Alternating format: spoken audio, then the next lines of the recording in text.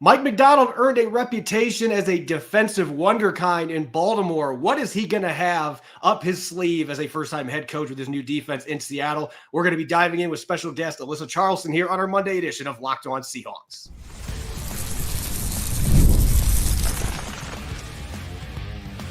You are Locked On Seahawks, your daily Seattle Seahawks podcast, part of the Locked On Podcast Network, your team every day.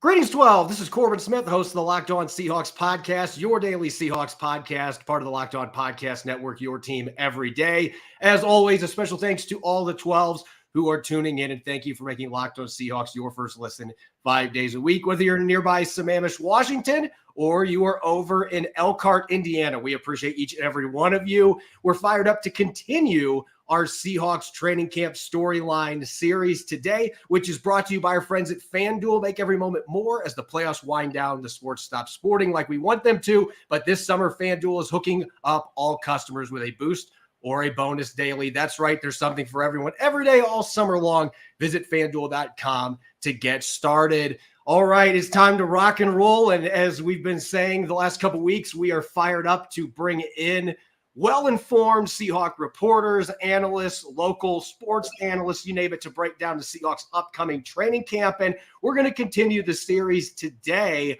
with the former Idaho Vandals basketball star, Alyssa Charlston, who now works for Fox 13 Seattle, covers the Seahawks as well as all the other local teams. Previously covered the Pac-12. Unfortunately, there's no longer a Pac-12. That stinks for all of us on the West Coast, but does a fantastic job. So, Alyssa, we greatly appreciate you coming on. And I know there's been something we have been working on for a while. Glad to finally get you on the podcast. Yeah, thanks for having me on, and so appreciate the Idaho Vandals shout out. I don't know if you meant to do it, but the Sammamish shout out at the start too. That's where I was basically raised. So everybody listening in Sammamish, hello, that's my hometown. I'm so happy to be on. I listen to this all the time, and I love listening to the different guests. And you and Rob Rang have more football information than I think my brain will ever be able to comprehend. But you know, we all see different sides of it, so I love to come on and discuss different things.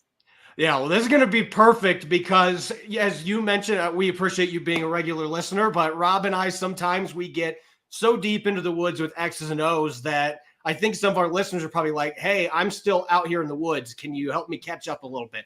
And so I think a different perspective provides a great viewpoint for all different types of listeners. And I didn't do Sammamish on purpose, but I guess sometimes things happen for a reason. I just looked and we had a listener from Sammamish, so maybe they knew you were coming on. Who knows? But we're going to kick off with the essential question, the big picture, before we get into some of the smaller, more specific topics here. And obviously, Mike Macdonald, the new head coach, coming from Baltimore, they had the number one defense in the NFL last year with the Ravens. And he's become known for the illusion of complexity on defense. And we're not going to obviously dive. I don't know if we're going to dive into all the coverages and stuff that he's going to be running, but one of the big words that keeps getting thrown out there is adaptability when you're talking about Mike Macdonald. So the essential question here going into year one in the Macdonald era, how adaptable is this Seahawks defense really going to be with him at the helm as a first-time head coach?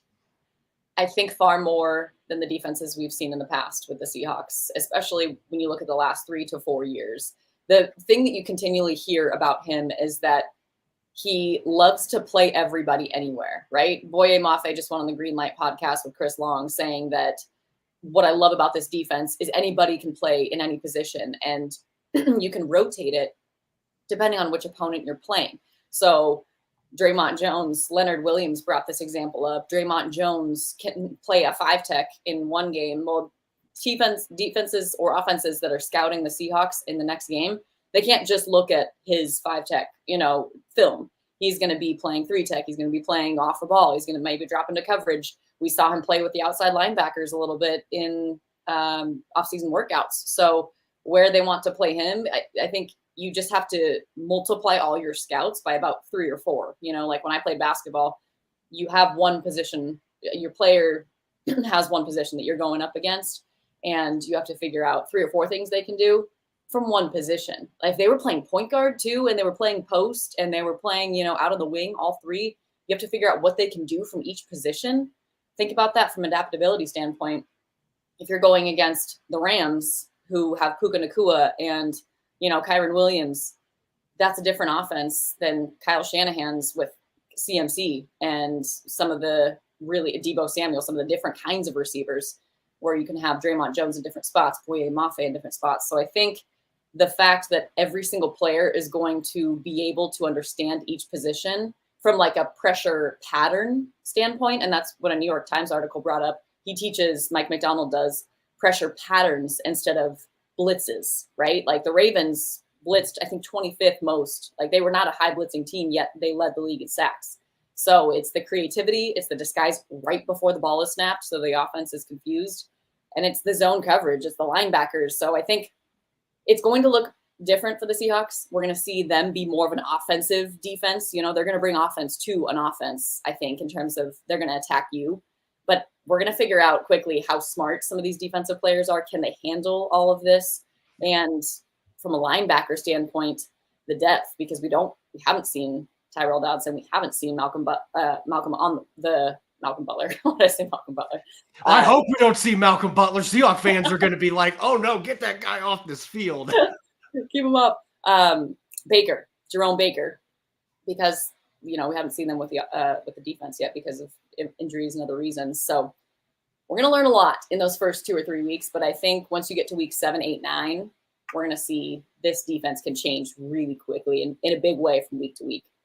You mentioned that blitz rate, and that was the first thing that really jumped out to me when McDonald was hired and I started really diving into some of the stats. I'm like, every time I watch the Ravens, I feel like there's a corner, a linebacker, a safety flying into the backfield. So it just seems like the blitz rate would be really high. But they run a lot of simulated pressures where they're still only sending 4 guys and they're dropping defensive linemen back. So those are technically not counted as blitzers. He moves guys all over the place. And so with the number of sacks they had, I believe they had 3 players with at least 9 last year.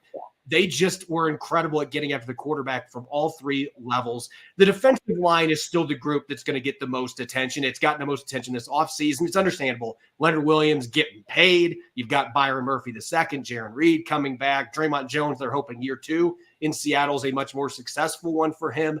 But this is a line that a lot of these guys were here last year, and they still had a porous run defense. And so there's some fans that are a little bit skeptical. But when you look at this group, especially with Byron Murphy II now coming, another one of those players that you literally can just tell him, hey, can you play all 11 positions? He probably can. The guy played running back in high school. But you've got him now added to the mix. What do you think are realistic expectations for this defensive line? And how much do you think the pass rushing numbers are going to be influenced in a positive way by what McDonald likes to do? We mentioned all the blitzes, but how those guys can benefit from the other guys being weapons. I think no matter what, like clearly this defense has to improve, right? If they go from 31st to 31st or 32nd, this is going to be a really bad start for Mike Macdonald.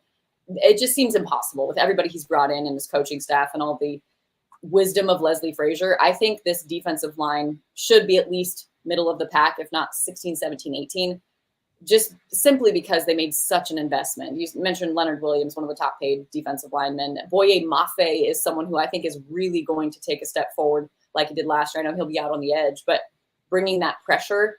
And then it feels like Uchenna Nwosu is almost like a free agent addition because you missed him for all of last year, basically after October, right? So yep. I think you look at what Mike Macdonald had in terms of personnel in Baltimore. The Seahawks don't have someone like a Kyle Hamilton or even a Kyle Van Noy or a Roquan Smith or a Patrick Queen. So I think he's going to go from his strength. It's going to look similar. I mean, even heard Mike Morris said it on the Infernest show. Like, this defense looks almost exactly what it was like when he was at Michigan, right? Because Mike Macdonald went from the defensive coordinator at Michigan to Baltimore and instantly changed Baltimore from like 25th, I believe, before him. And then they were 9th his first year as DC in Baltimore. But he said it looks almost the exact same as Michigan. I still think he's going to focus heavily on that defensive line and build the strength from there. But again, the defense kind of has to prove that they can stop the run for teams not to do it. And you also have to be able to slow down the pass game. Part of me thinks that teams are going to question that passing game. They're going to test the passing defense of the Seahawks before they're going to potentially test the run defense, just because they've got so many dudes. And Byron Murphy II has shown that he's really coachable. He's talking to everybody, listening. Leonard Williams. I think you just have those guys are mean and they're dogs up front, but they're also seemingly in those interviews, like Leonard Williams is awesome. He gives you so much information. He's an amazing interview. Yeah. Right. He's so good. And he's the one who said that Dre'Mont Jones thing. Like, you can't just scout one version of Dre'Mont Jones. You have to scout 5. And then Leonard Williams is going to be playing 6 positions potentially. So you've got all these guys that are absolute dogs and they get after opposing offensive lines, but they're willing to share information with each other and they're nice to each other. I think it's what Boye Mafe said during practice. The offense and the defense, we're not friends. We don't like each other at all. And then you get out of practice, you're having fun. But I think if they can continue to develop each other, some of those older guys, Uchenna also seems like a guy who's willing to share information. There's no better resource. Mike Macdonald can come in and be an absolute genius, but if those guys aren't sharing information with each other and communicating, nothing is going to work. And those veterans don't get to pass down their knowledge to those younger guys. And it seems like the younger guys are sponges. And that's what really excites me about that defensive line. So I would say middle of the pack in terms of run defense. I hope for better, but we'll see with that how quickly they're able to learn the scheme and execute it on the field. That will determine whether they're past 15 or above 15. Well, I don't know that they can be. I mean, technically they could be worse than what they were the last 11 games. It is physically possible to be worse, but I don't know that I've seen a worse run defense than what we saw from week 7 on. It was staggering. I think there were 18 teams that gave up less rushing touchdowns for the entire season than what Seattle gave up from week 7 on. So like, they were just awful, but there's all that continuity up front. Real quick, I want to go to the secondary level, the linebackers, because I think that most people would agree. Lofa Tatupu last week was actually on the other side of the fence here. And being a former NFL All-Pro linebacker, I'll take his word for that over mine. But there's been concern about that group. No Bobby Wagner, no Jordan Brooks. Devin Bush is gone. First off, how surprised were you that Bobby Wagner didn't even get an opportunity to come back when he was an All-Pro last year, led the league in tackles, was still playing at a really high level? And what do you expect from Tyrel Dodson and Jerome Baker filling the void left behind by Wagner and Brooks, with them being really athletic linebackers coming into this defense that does blitz linebackers quite a bit? Well, first, I will also agree with you there. No good sentence ever starts with, I'm going to disagree with Lofa Tatupu on linebackers here. I'm not going to disagree with him there, but I was absolutely surprised because I heard that part of the conversation. He feels confident in those guys because he's seen, them be thumpers, right? Jerome Baker, thumper for the Miami Dolphins. And we didn't get to see much of Tyrel Dodson in terms of starting snaps with the Buffalo Bills overall. But I was also very surprised Bobby Wagner didn't even get, maybe there was a conversation, or part of me thinks maybe Bobby wanted to have a bit of a change as well. Like you have this whole new guard coming in, and clearly it's a completely different kind of defense. It's such a toss-up because it kind of was already heartbreaking, I think, for Seahawks fans to see him go the first time. But this time around, it was like, again? But we don't know the conversations behind closed doors. Did Bobby want to take on all that kind of leadership, the newness of a defense? I think it would also be exciting, if that was him, if I was in his shoes. Like, this is one of the most innovative defensive minds, in terms of he's taken Fangio and kind of, changed it to what works for McDonald. But I was surprised about that just because he's so smart, and he was clearly still one of the Seahawks leading tacklers, if not the leading tackler, I think, for the Seahawks last year. When it comes to Jerome Baker and Tyrel Dodson, I simply haven't seen enough. And if we got a chance to talk to them a little bit more, once we find out a little bit more of their football IQ, I don't think it's just enough to be a thumper in this offense or in this defense, because a lot of Ravens fans talk about seeing the linebackers actually pushing offensive linemen out of the way so that their edge rushers can become free and put pressure on quarterbacks. And that's another reason for some of the sacks, that it's not just the quarterback holding the football because everybody looks like they're not open. That's part of it. But the other part was literally linebackers, Roquan Smith and Patrick Queen, pushing offensive linemen out of the way so that their guys could get free and get after the quarterback. Can these guys do that? I think from film, like you've seen quite a bit, but I think you have to be able to fit within the system and work with Boye Mafe, know where he is and know where everybody is. Especially your Mike linebacker has to be a straight leader from the get-go. I mean, to be able to orchestrate and move people around. I love the idea of Tyrese Knight coming in. Clearly, Mike Macdonald really likes him. He said he sees things before they unfold. That was like, in my brain, I was like, oh, that he likes his intelligence. He likes his instinct. And he's a guy from UTEP, so he clearly went under the radar. Not a Power 5, led the country in solo tackles. But I think he really likes the conversations they had. And I trust Mike Macdonald's instinct in terms of judging players. So I think if a Tyrell Dodson or a Jerome Baker doesn't quite pan out the way that Macdonald would like them to, we will see Tyrese Knight earlier than later. Yeah, it seemed like Lova Tatupu kind of off the table agreed with you on that, with the way that he was raving about Tyrese Knight. And I've been impressed. Again, like you said, we haven't seen these guys on a practice field yet. It's a new defense. So there's some big question marks there. If those guys are healthy, then maybe Seattle's okay. But that's why it's the biggest question mark. When we come back, Alyssa and I are going to continue diving into the defense. We're going to go to the secondary where there's plenty of star power, and yet there's still some questions, especially with Mike Macdonald's defense. We'll get to that coming up next year on our Monday edition of Locked On Seahawks. This episode is brought your way by FanDuel. Summertime means baseball, the WNBA, and much more. You can bet on it all on FanDuel. Right now, new customers get $200 in bonus bets guaranteed. That's $200 win or lose. After recording the first triple-double by a rookie in league history, has Caitlin Clark done enough to win WNBA Rookie of the Year? Or has Angel Reese got that award on lockdown? I think she's got like 80 double-doubles in a row. Is controversial second-round pick Bronny James Jr. an early favorite to contend for Rookie of the Year playing with his father? Does Aaron Judge have another home run in his bat heading towards the All-Star break for the Yankees? You can bet on it all on an app that is safe, secure, and easy to use. So what are you waiting for? Visit FanDuel.com right now and add a big win to your summer bucket list. FanDuel, America's #1 sportsbook. Welcome back to the Locked On Seahawks podcast, Monday edition. I'm your host, Corbin Smith. A special thanks to all the 12s. Thank you, as always, for tuning in and making Locked On Seahawks your first listen 5 days a week. We greatly appreciate it. Glad to be continuing our Seahawks training camp storylines today with Alyssa Charlston of the Fox 13 Seattle team, formerly of the Idaho Vandals women's basketball team, all WAC player 3 times. We're excited to have her on here to discuss football and break down Mike Macdonald's defense. And Alyssa, we just talked defensive line and linebackers.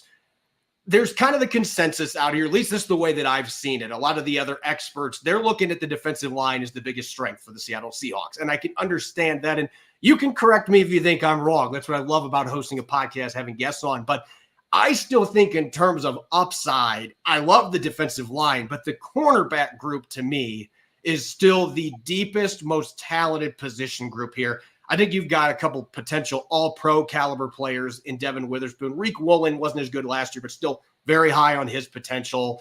They've got guys that would start for 15 or 16 teams. That's what I believe in Trey Brown, Mike Jackson. You got a couple intriguing rookies they've added. Artie Burns is a solid role player. I mean, this is a deep group.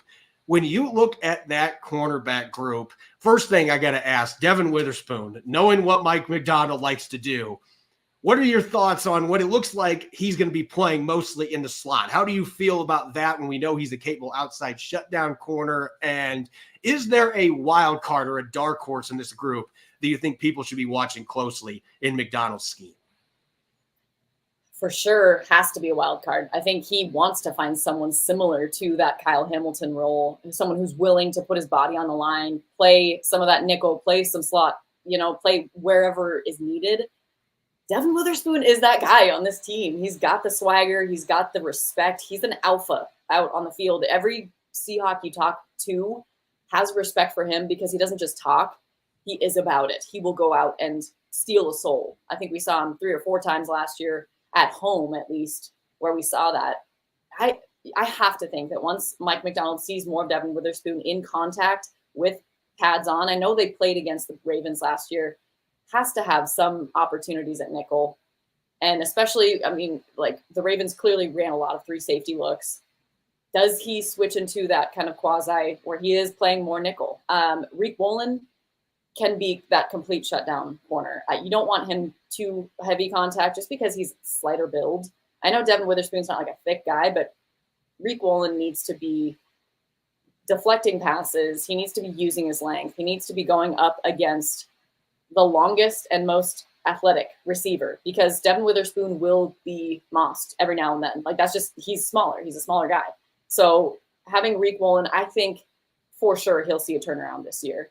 Boye Mafe also mentioned on that podcast with Chris Long that that's still the funnest matchup, is to see DK Metcalf and Reek Woolen, because they just go at it. And if Reek Woolen continues to have more and more reps against DK Metcalf, he's going to get continually better. You also look at the guys in the Julian Love. I mean, how does Julian Love come out, and what does he look like this year for the Seahawks without Quandre Diggs nearby? I'd like to see him have a really important role. I mean, leadership-wise, he's that guy, but I don't know if he's quite the Kyle Hamilton.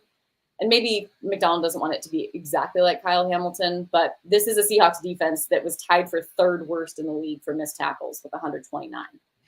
That's rough. And so you have to at least think that there will be an improvement there. And then if you strengthen those linebackers, if there's a good core zone look, everybody gets stronger. And if the defensive line can put more pressure on quarterbacks like they did not do at all last year, that makes the secondary's job easier too.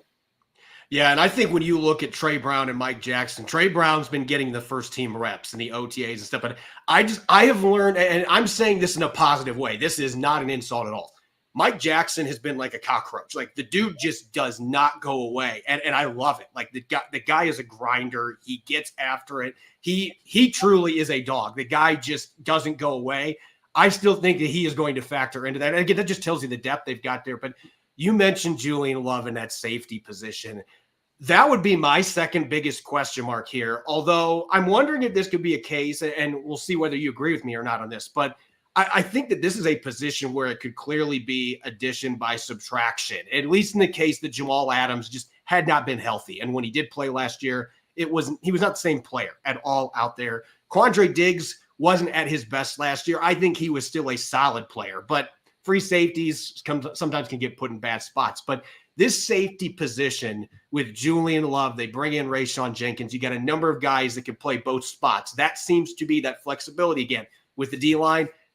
Mike Macdonald wants to have safeties that can play every position. Kayvon Wallace, they brought in, can even play slot corner. He's done that, both safety positions. So do you view this as a case where this could be an addition by subtraction case, even if it's not the big names anymore? Or is this a position that you think that there should be some reservations about right now based on what we know? From a depth standpoint, you're clearly right. I think the possibility of injury you feel really good about. I still think that there will be 4 guys that really make themselves stand out. And I know you talked with, I believe it was Lopa, with Jarek Reed. We don't know his injury status too and what he was able to do last year. Really didn't get to see a whole lot. And then with their rookies, DJ James and Nehemiah Pritchett, I do think they need 2 or 3 solid guys, especially from that safety position, that are just everyday guys, almost every down. You can't quite rotate out the same unless, just because from a matchup standpoint, you have to get those rhythm reps against certain receivers and against certain offenses, knowing what's coming at you. When you're rotating in and out each game and you don't know if you're going to start this game or you're changing it up because you're about to play the Chiefs offense. And, like if you're changing it just for the opponent too often, I think you could run into problems, and that keeps people from being leaders on the field. Devin Witherspoon is going to be a guy that's always in there, right? I think Julian Love will be a guy that's always in there because of what he did last year. He had a pretty good finish, right? But I think it's going to be who can be that physical. The words that Mike Macdonald, all those guys continued to say was like physical, dominate, a few other words that just like they need to define that.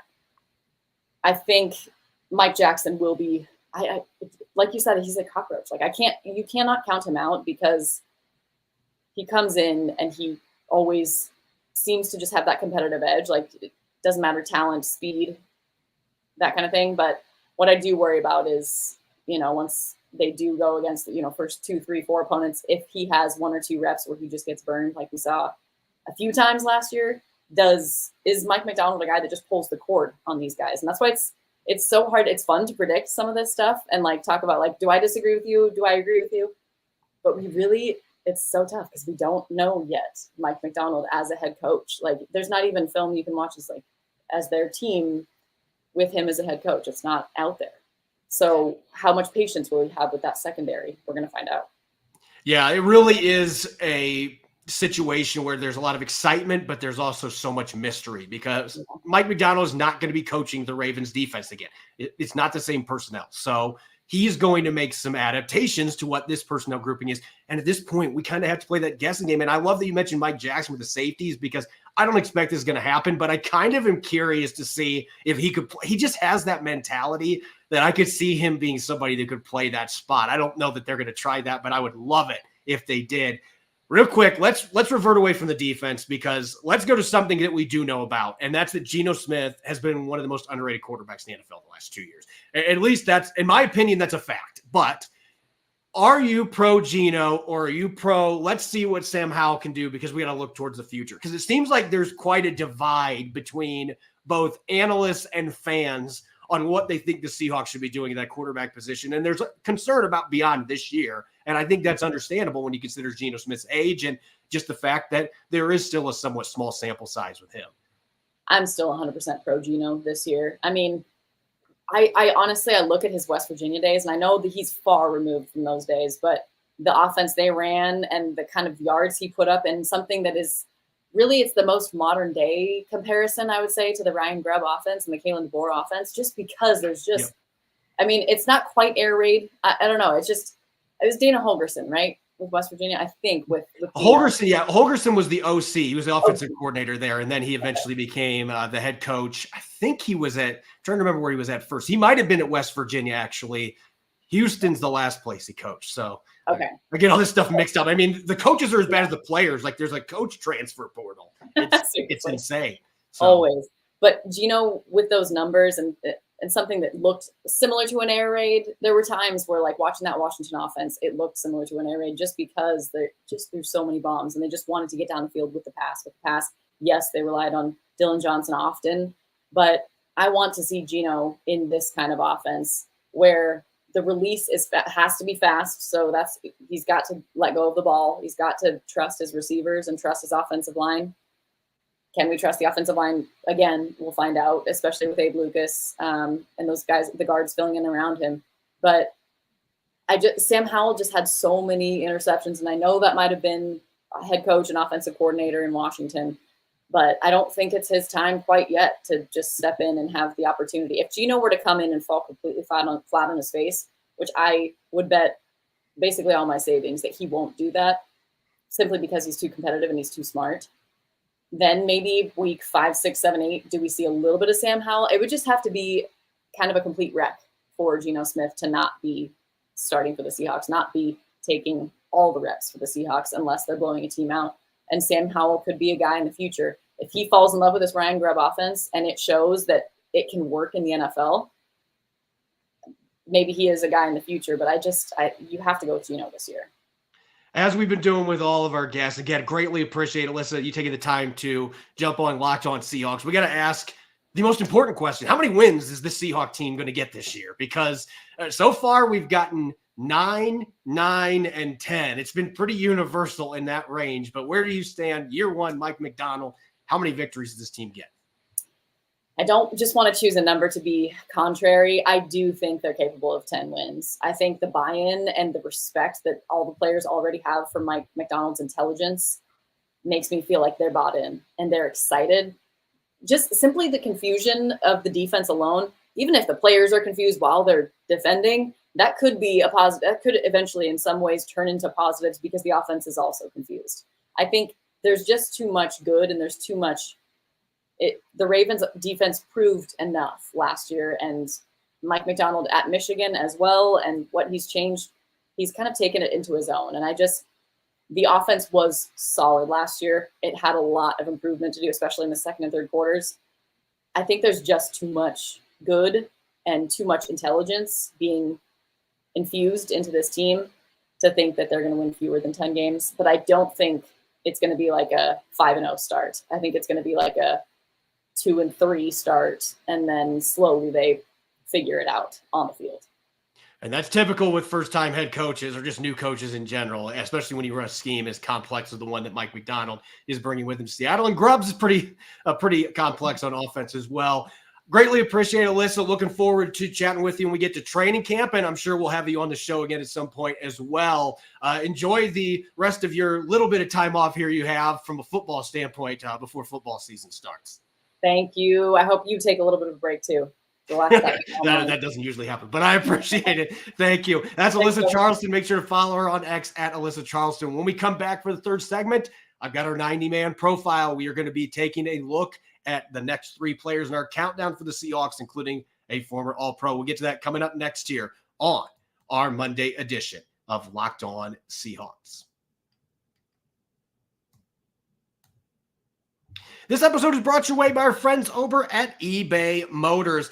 Patience, drive, and passion is what brings home the winning trophy and also keeps your ride or die alive. eBay Motors has everything you need to maintain your vehicle and level it up to peak performance, whether it's superchargers, roof racks, exhaust kits, LED headlights, and more. Whether you're into speed, power, or style, eBay Motors has got you covered. With over 122 million parts, for your number one ride or die, you always find exactly what you're looking for. With eBay's Guaranteed Fit, your part is guaranteed to fit your ride every time or your money back. Because with eBay Motors, you're burning rubber, not cash. With all the parts you need at the prices you want, it's easy to turn your car into the MVP and bring home that win.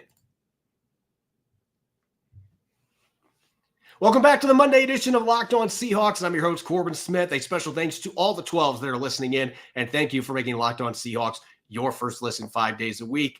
We greatly appreciate it. And, of course, a special thanks to our guest for today's show, Alyssa Charlston of Seattle Fox 13. Did an excellent job breaking down Mike Macdonald's adaptable defense and looking at all 3 levels of the defense going into the 2024 season. Continuing our 90-man countdown, we're now deep into the 30s, and we're going to get to some players who have a chance to be significant contributors for the Seahawks this upcoming season. And the first player we're going to be looking at, if Seattle wants to contend for an NFC West title this year, most likely they're going to be hoping that Sam Howell gets time on the sideline to really learn Ryan Grubb's offense. But from a long-term perspective, this is still a player that very much could be in the mix to be Seattle's starter in 2025 and beyond. The big question mark is going to be, can you get a proper assessment of him just in training camp practices, OTAs, preseason games? Are you going to be able to get enough of a look at him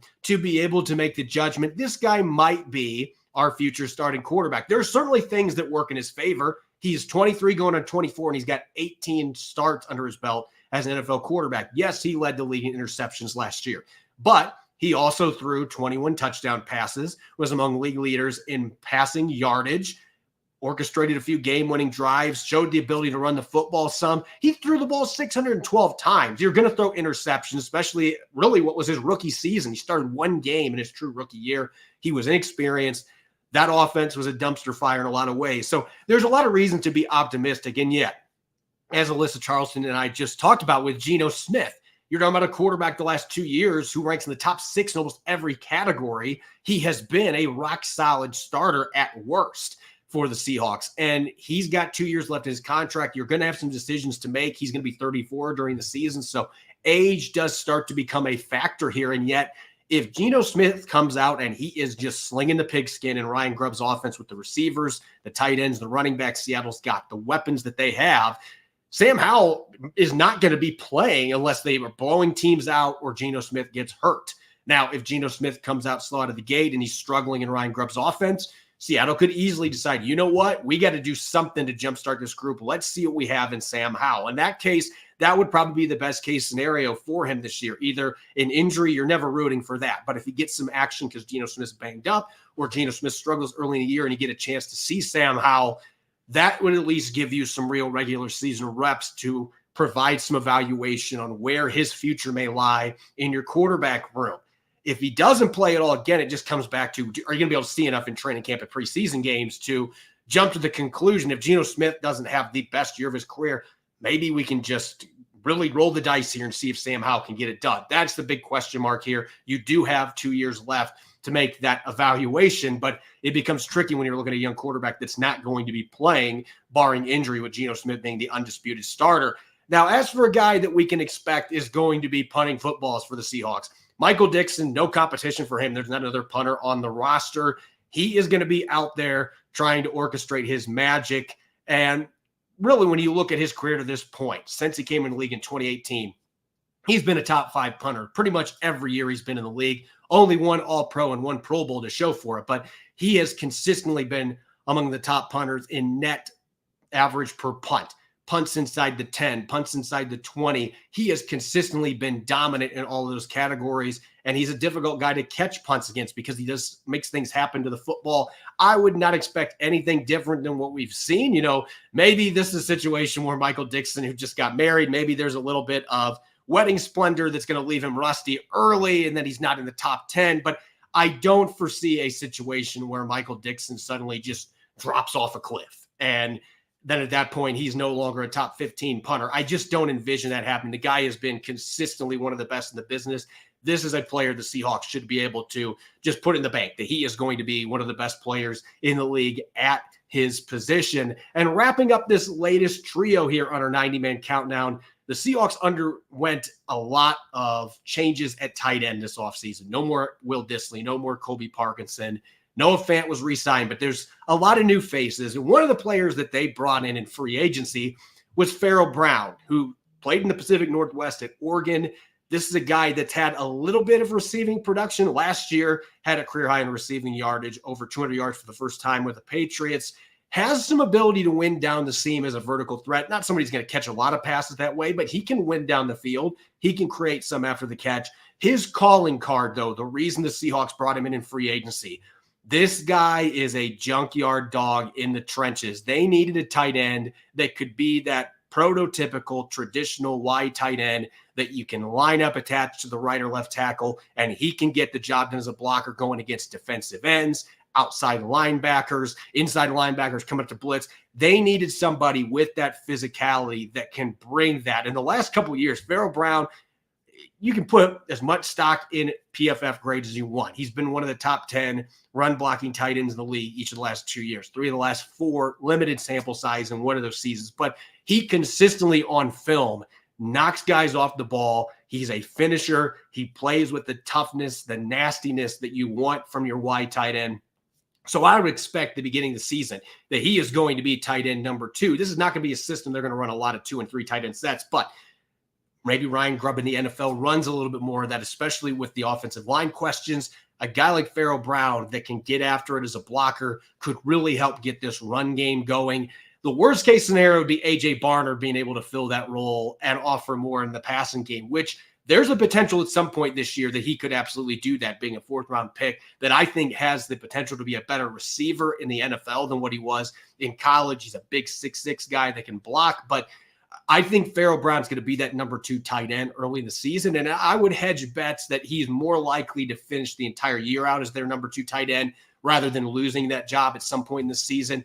Barner's going to get his reps, but Brown is a player the Seahawks scouting department and his current coaching staff was really excited to bring in because he does a lot of the things that don't show up on the box score, and he does them at a high level. So I would expect quite a few snaps for Pharaoh Brown behind Noah Fant as tight end number 2 for the Seahawks. As always, you can follow me on X and Threads at Corbin Smith NFL. Make sure to subscribe to Locked On Seahawks on YouTube or wherever you listen to your podcast to make sure you don't miss a single episode. Coming up tomorrow, we're going to get back to our training camp position by position previews. Going to be going to that tight end group with Pharaoh Brown and company. Make sure that you're listening in and enjoy the rest of your Monday. Go Hawks.